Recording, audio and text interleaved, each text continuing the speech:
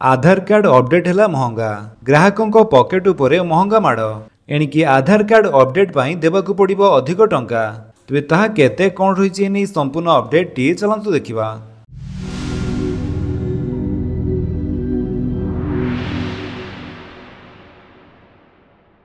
आपणको आधार card को update करिबा एबे आपणको वॉलेट उपरे बुझ होई पारे।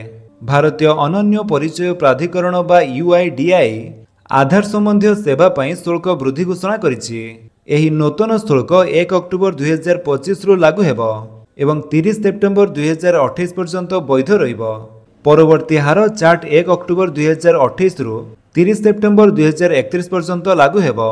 UIDAI पूर्वरु जो सेवा पाई 50 टंका किंबा 100 टंका नेउथिला एबे ताहा यथाक्रमे 75 टंका एवं 125 टंका हेबो एवं केवल एतिकी नुहे परवर्ती चक्र अर्थात 2028 रु एही हार गुड़िक आहुरी वृद्धि पाइबो।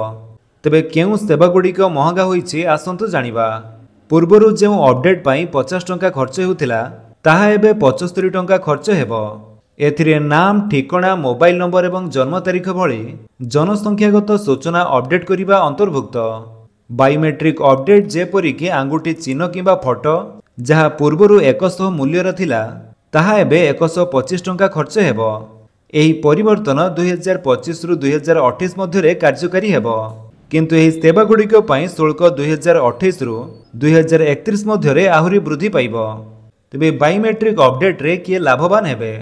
UIDAI कहिछि बयस गोष्ठी को मध्य रिहाती प्रदान करिछि।